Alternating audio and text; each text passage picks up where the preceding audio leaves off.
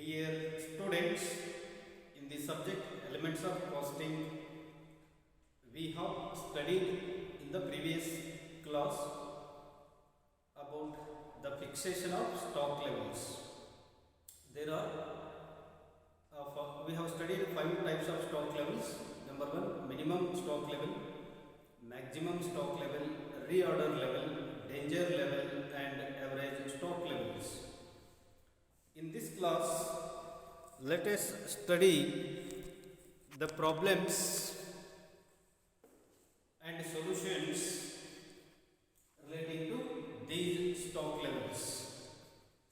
Here is one problem which is asked for the previous examination, that is for November 2013 for 5 marks. The problem is the following information relates to factory X and maximum consumption is 1600 kgs, minimum consumption is 1000 kgs per day. Next, reorder quantity is 2500 kgs and delivery period is 4 to 6 days. 4 to 6 days means here minimum 4 and maximum 6 days. And calculate stock levels. So we are required to calculate stock levels. This is 5 marks problem, and for solution, first we have to make here working notes for calculation of average consumption and average delivery period. Minimum and maximum for consumption and also for delivery period are given, but we have to calculate the average consumption and average delivery period. So average consumption is equal to maximum consumption plus minimum consumption divided by 2. Here it is 1300 kgs. 1600 maximum kgs given 1000 kg minimum consumption. Both are added and divided by 2, we get 1300 kgs. ಇಲ್ಲಿ average consumption, maximum consumption ಮತ್ತು minimum consumption ಒಟ್ಟು ಗುಣಿಸಿ 2 ರಿಂದ ಭಾಗಿಸಿದಾಗ 1300 kg average consumption ಬರುತ್ತದೆ. ಅದೇ ರೀತಿ average delivery period ಕಂಡುಹಿಡಿಯಲಿಕ್ಕೆ minimum delivery period 4, maximum delivery period 6 ಎರಡು ಸೇರಿ divided by 2 2 ರಿಂದ ಭಾಗಿಸಿದಾಗ ನಮಗೆ 5 days ಬರುತ್ತದೆ. So average delivery period is equal to 4 plus 6 divided by 2 is equal to 5 days. Next, first we have to calculate always reorder level, because in the minimum stock level formula you remember that the minimum stock level formula is equal to reorder level minus average consumption into average delivery period. So to calculate minimum stock level, reorder level is necessary, and also for calculation of maximum stock level, reorder level is necessary. So first we have to calculate reorder level. Minimum stock level ದಲ್ಲಿಯೂ reorder level ಫಾರ್ಮುಲಾದಲ್ಲಿ ಇರೋದ್ರಿಂದ maximum stock level ದಲ್ಲಿಯೂ ಸಹಿತ reorder level ಅಲ್ಲಿ ಬೇಕಾಗಿರೋದ್ರಿಂದ ನಾವು ಮೊದಲನೇದಾಗಿ reorder level ಅನ್ನು ಕಂಡುಹಿಡಿಯಬೇಕಾಗಿದೆ. So first reorder level is equal to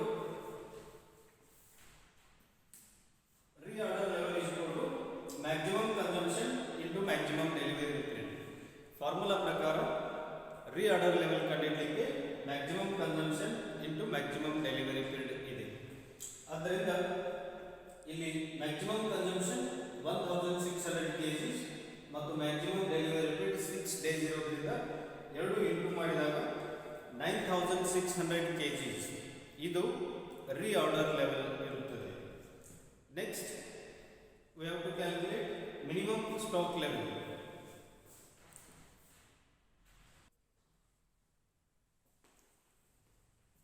Next, we are calculating minimum stock. Minimum stock formula ಏನು ಅಂದರೆ reorder level ROL minus average consumption into average delivery period. ಅಂದರೆ reorder level minus average consumption into average delivery period.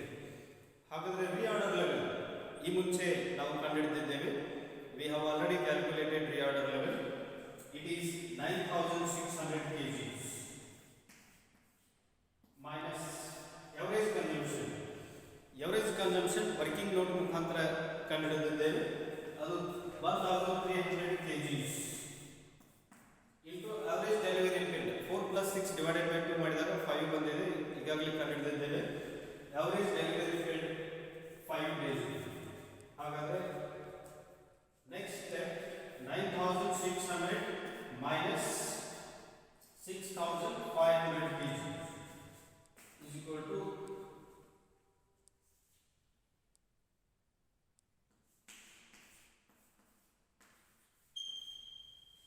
9600 minus 6500. 1300 into 5, 6500. So 9600 minus 6500 is equal to 3100 kg. So minimum stock level is 3100 kgs. Next we have to calculate maximum stock level.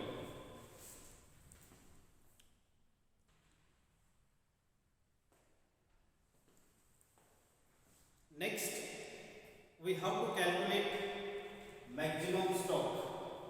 The formula is maximum stock is equal to ROL plus ROQ minus minimum consumption into minimum delivery period.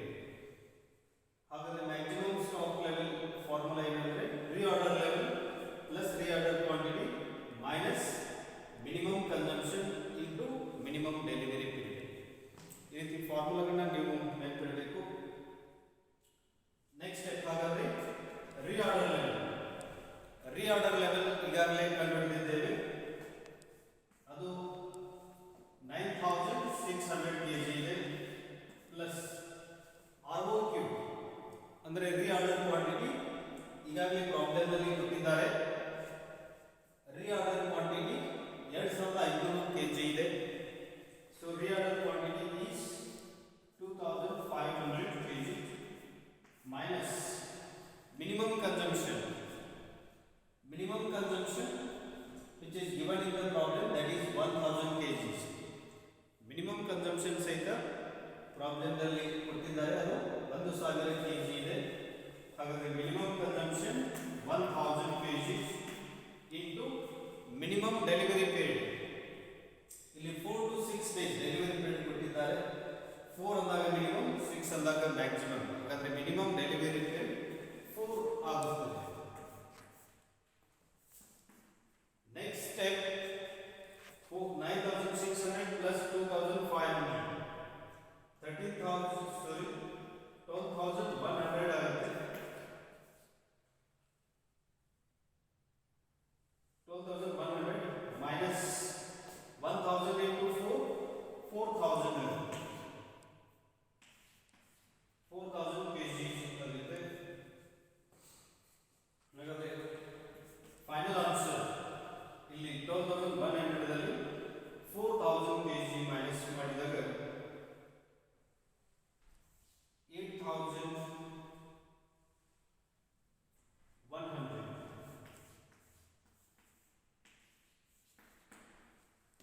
Final answer is 8100 kgs. 12100 minus 4000, 8100 kgs. So maximum stock is 8100 kgs. ಹಾಗಾದರೆ 8100 kg ಆಗುತ್ತೆ. Next we have to calculate average stock level.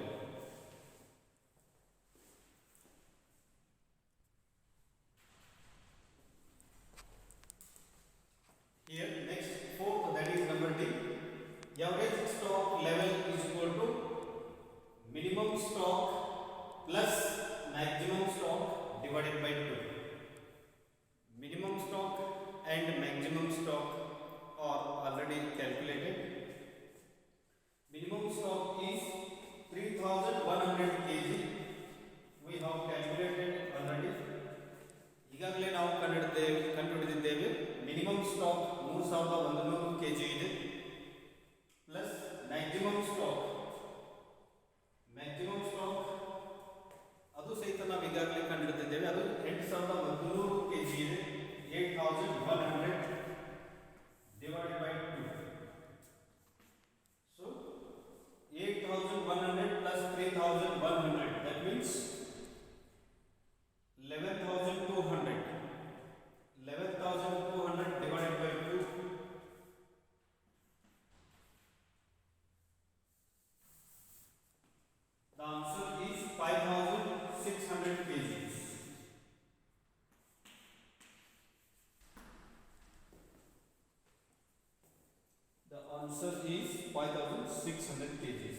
average stock level is equal to minimum stock plus maximum stock divided by 2. 3100 kg plus 8100 divided by 2 is equal to 5600.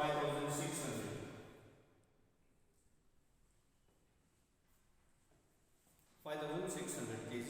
So then we have asked to calculate stock levels.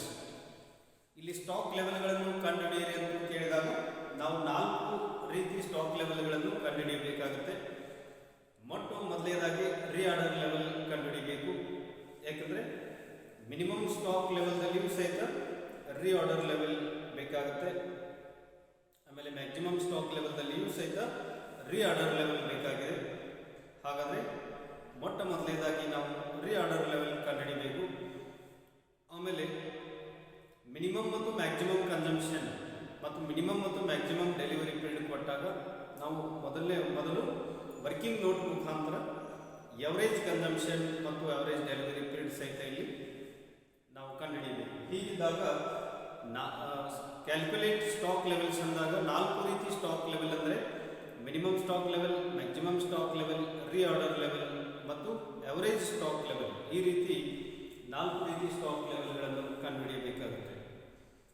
ಇನ್ನು ನಾವು ಯಾವಾಗ ಗುಣಿಸುವಾಗ ಇಲ್ಲಿ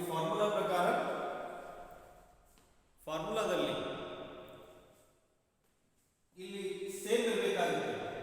same ಅಂದಾಗ ಸ್ವಲ್ಪ ಗಮನಿಸಿ, maximum consumption 1600 kg per day ಇದೆ. ಅಂದ್ರೆ consumption ಸಹಿತ ಡೈಲಿ ಅಥವಾ ದಿನಂಪ್ರತಿ ಕೊಟ್ಟಿದ್ದಾರೆ. ಅದೇ ರೀತಿ ಡೆಲಿವರಿ ಪೀರಿಯಡ್ ಸಹಿತ 4 to 6 ಡೇಸ್ ಇದೆ. ಅಂದರೆ ಎರಡು ವಿವರಣೆ, ಕನ್ಸಂಪ್ಷನ್ ಮತ್ತು ಡೆಲಿವರಿ ಪೀರಿಯಡ್ ಡೇಸ್ಗಳಲ್ಲಿಯೇ ಇದೆ. ಅದೇ ರೀತಿ ಇರಬೇಕಾಗುತ್ತೆ. ಕನ್ಸಂಪ್ಷನ್ ಮತ್ತು ಡೆಲಿವರಿ ಪೀರಿಯಡ್ ವೀಕ್ನಲ್ಲಿ ಕೊಡಬಹುದು, ಕನ್ಸಂಪ್ಷನ್ ಮತ್ತು ಡೆಲಿವರಿ ಪೀರಿಯಡ್ ಮಂತ್ಲಿನೂ ಕೊಡಬಹುದು. ಎರಡೂ ಸೇಮ್ ಇರಬೇಕಾಗುತ್ತೆ. ಅಂದಾಗ ಮಾತ್ರ ನಾವು ನೇರವಾಗಿ ಗುಣಿಸಬಹುದಾಗಿದೆ. ನೆನ್ಪಿಡಬೇಕು, ಕನ್ಸಂಪ್ಷನ್ ಮತ್ತು ಡೆಲಿವರಿ ಪೀರಿಯಡ್ ಸೇಮ್ ಇರಬೇಕು, ಸೇಮ್ ಆರ್ಡರ್ದಲ್ಲಿ ಇರಬೇಕಂದಾಗ ಕನ್ಸಂಪ್ಷನ್ ಡೇದಲ್ಲಿ ಕೊಟ್ಟರೆ ಡೆಲಿವರಿ ಪೀರಿಯಡ್ ಡೇದಲ್ಲಿ ಇರಬೇಕು. ಕನ್ಸಂಪ್ಷನ್ ವೀಕ್ಲಿ ಕೊಟ್ಟಿದ್ರೆ ಡೆಲಿವರಿ ಪೀರಿಯಡ್ ವೀಕ್ಲಿನೇ ಇರಬೇಕು. ಕನ್ಸಂಪ್ಷನ್ ಮಂತ್ಲಿ ಕೊಟ್ಟಿದ್ರೆ ಡೆಲಿವರಿ ಪೀರಿಯಡ್ ವೀಕ್ಲಿನೇ ಇರಬೇಕಾಗುತ್ತೆ. ಹೀಗೆ ಕೆಲವೊಂದು ಸಲ ಪ್ರಾಬ್ಲಮ್ದಲ್ಲಿ ಕನ್ಸಂಪ್ಷನ್ ಮಂತ್ಲಿ ಕನ್ಸಂಪ್ಷನ್ ಕೊಟ್ಟಿರ್ತಾರೆ, ಆದರೆ ಡೆಲಿವರಿ ಪೀರಿಯಡ್ ಅಥವಾ ಸಪ್ಲೈ ಪೀರಿಯಡ್ ವೀಕ್ದಲ್ಲಿ ಕೊಟ್ಟಿರ್ತಾರೆ. ಹಾಗಿದ್ದಾಗ ನಾವು ಇಲ್ಲಿ ನೇರವಾಗಿ ಕ್ಯಾಲ್ಕುಲೇಟ್ ಮಾಡಲು ಬರೋದಿಲ್ಲ. Monthly consumption has to be converted into weekly consumption. ಉದಾಹರಣೆಗಾಗಿ ಮಂತ್ಲಿ ಕನ್ಸಂಪ್ಷನ್ 1000 kg ಕೊಟ್ಟಾಗ ನಾವು ಅದನ್ನು ವೀಕ್ಲಿ, ಯಾಕಂದರೆ ಡೆಲಿವರಿ ಪೀರಿಯಡ್ ವೀಕ್ ಇರೋದ್ರಿಂದ ಮಂತ್ಲಿ ಕನ್ಸಂಪ್ಷನ್ ಅನ್ನು ವೀಕ್ಲಿ ಕನ್ಸಂಪ್ಷನ್ ಆಗಿ ಪರಿವರ್ತನೆ ಮಾಡಬೇಕಾಗುತ್ತೆ. ಯಾಕಂದರೆ ಡೆಲಿವರಿ ಪೀರಿಯಡ್ ವೀಕ್ದಲ್ಲಿದೆ. ಹೀಗಿದ್ದಾಗ monthly consumption 1000 kg divided by weekly ಮಾಡಬೇಕಾದ್ರೆ ಒಂದು ತಿಂಗಳಲ್ಲಿ 4 ವಾರಗಳಿರೋದ್ರಿಂದ 1000 kg ಡಿವೈಡೆಡ್ ಬೈ 4 ಮಾಡಬೇಕಾಗುತ್ತೆ. ಸೊ ಮಂತ್ಲಿ ಕನ್ಸಂಪ್ಷನ್ 1000 kg ಕೊಟ್ಟಾಗ ವೀಕ್ಲಿ ಕನ್ಸಂಪ್ಷನ್ ಮಾಡಲು ವೀಕ್ಲಿ ಕನ್ಸಂಪ್ಷನ್ ಕಂಡುಹಿಡಿಯಲು 1000 kg ಡಿವೈಡೆಡ್ ಬೈ 4 ಮಾಡಬೇಕಾಗುತ್ತೆ. ಹಾಗಾದ್ರೆ ಅದು 250 kg ಬರ್ತಾ ಇದೆ.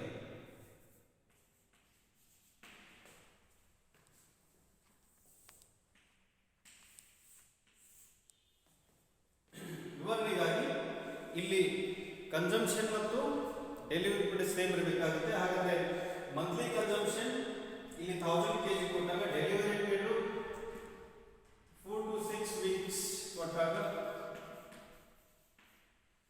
ಮಂತ್ಲಿ ಕನ್ಸಂಪ್ಷನ್ ಮಿನಿಮಮ್ ಮತ್ತು ಮ್ಯಾಕ್ಸಿಮಮ್ ಕೊಡಬಹುದಾಗಿದೆ. ಮತ್ತು ಡೆಲಿವರಿ ಪೀರಿಯಡ್ ವೀಕ್ದಲ್ಲಿ ಕೊಟ್ಟಾಗ ಎರಡೂ ನೇರವಾಗಿ ನಾವು ಇಂಟು ಅಥವಾ ಫಾರ್ಮುಲಾದಲ್ಲಿ ತೆಗೆದುಕೊಳ್ಳಲು ಬರುವುದಿಲ್ಲ. ಮತ್ತೆ ವರ್ಕಿಂಗ್ ನೋಟ್ ಮಾಡೋದ್ರ ಮುಖಾಂತರ ಮಂತ್ಲಿ ಕನ್ಸಂಪ್ಷನ್ ಅನ್ನ ವೀಕ್ಲಿ ಕನ್ಸಂಪ್ಷನ್, ಯಾಕಂದರೆ ಡೆಲಿವರಿ ಪೀರಿಯಡ್ ವೀಕ್ದಲ್ಲಿ ಇರೋದ್ರಿಂದ ಇಲ್ಲಿ ವೀಕ್ಲಿ ಕನ್ಸಂಪ್ಷನ್ ಆಗಿ ಪರಿವರ್ತನೆ ಮಾಡಬೇಕಾಗುತ್ತೆ. ಯಾಕಂದರೆ ತಿಂಗಳಿಗೆ ಇದ್ದದ್ದು ವಾರಕ್ಕೆ ಮಾಡಬೇಕಾದ್ರೆ ಡಿವೈಡೆಡ್ ಬೈ 4 ಮಾಡಬೇಕು. ಯಾಕೆಂದರೆ ಒಂದು ತಿಂಗಳಲ್ಲಿ 4 ವಾರಗಳಿರೋದ್ರಿಂದ ನೋಡಿ ಇಲ್ಲಿ weekly consumption is equal to 1000 kg divided by 4 ಮಾಡೋದ್ರಿಂದ ಅದು 250 kg ಬರುತ್ತೆ. ಹೀಗೆ ವೀಕ್ಲಿ ಮಿನಿಮಮ್ ಕನ್ಸಂಪ್ಷನ್ 250 kg ಆಗ್ಬೋದು. ಅದೇ ರೀತಿ ಮ್ಯಾಕ್ಸಿಮಮ್ ಕನ್ಸಂಪ್ಷನ್ ಮಂತ್ಲಿ ಕೊಟ್ಟಾಗ ಡಿವೈಡೆಡ್ ಬೈ 4 ಮಾಡಿ ವೀಕ್ಲಿ ಮ್ಯಾಕ್ಸಿಮಮ್ ಕನ್ಸಂಪ್ಷನ್ ಕಂಡುಹಿಡಿಯಬೇಕು. ಈಗ ನಾವು ಬರುವಂಥ ಉತ್ತರಗಳು ವೀಕ್ ಜೊತೆಗೆ ಇಂಟು ಮಾಡಬಹುದಾಗಿದೆ. ಹೀಗೆ ಎರಡು ಸೇಮ್ ಆರ್ಡರ್ದಲ್ಲಿ ನಾವು ಮಾಡಿಕೊಳ್ಬೇಕು. ವೀಕು ಕೊಟ್ಟಾಗ ನೋ ಪ್ರಾಬ್ಲಮ್, ಕನ್ಸಂಪ್ಷನ್ ವೀಕ್ ಕೊಟ್ಟಾಗ ಸಮಸ್ಯೆ ಇಲ್ಲ. ಡೈಲಿ ಕನ್ಸಂಪ್ಷನ್ ಈ ರೀತಿ ಡೇದಲ್ಲಿ ಕೊಟ್ಟಾಗ, ಡೆಲಿವರಿ ವೀಕ್ದಲ್ಲಿ ಕೊಟ್ಟಾಗ ಡೇದಲ್ಲಿ ಕೊಟ್ಟಾಗ ಪ್ರಾಬ್ಲಮ್ ಇಲ್ಲ. ಕನ್ಸಂಪ್ಷನ್ ಮಂತ್ಲಿ, ಡೆಲಿವರಿ ಮಂತ್ಲಿ ಕೊಟ್ಟಾಗ ಸಮಸ್ಯೆ ಇಲ್ಲ. ಆದರೆ ಎರಡು ಬದಲಾವಣೆ ಕೊಟ್ಟಾಗ ನಾವೆರಡು ಒಂದೇ ರೀತಿ ಮಾಡಿಕೊಳ್ಳಬೇಕಾಗುತ್ತೆ. ಆದ್ದರಿಂದ ಒಂದು ಉದಾಹರಣೆಗಾಗಿ ಕನ್ಸಂಪ್ಷನ್ ಮಂತ್ಲಿ ಕೊಟ್ಟು ಡೆಲಿವರಿ ಪೀರಿಯಡ್ ವೀಕ್ದಲ್ಲಿ ಕೊಟ್ಟಾಗ ಮಂತ್ಲಿ ಕನ್ಸಂಪ್ಷನ್ ಮಿನಿಮಮ್ ಮತ್ತು ಮ್ಯಾಕ್ಸಿಮಮ್ಗೆ ಡಿವೈಡೆಡ್ ಬೈ 4 ಮಾಡೋದ್ರ ಮುಖಾಂತರ ಅದು ವೀಕ್ಲಿ ಕನ್ಸಂಪ್ಷನ್ ಆಗಿ ಪರಿವರ್ತನೆ ಆಗುತ್ತೆ. ಈ ರೀತಿ ಎಕ್ಸಾಂಪಲ್ ವಿವರಣೆ ಕೊಟ್ಟದ್ದಕ್ಕೆ ಮತ್ತೆ ಹಿಂದಿನ ಎಕ್ಸಾಮ್ಗೆ ಒಂದು ಪ್ರಾಬ್ಲಮ್ ಕೇಳಿರುತ್ತಾರೆ, ಅದನ್ನು ಮುಂದಿನ ಕ್ಲಾಸ್ನಲ್ಲಿ ನಾವು ಸಾಲ್ವ್ ಮಾಡೋಣ.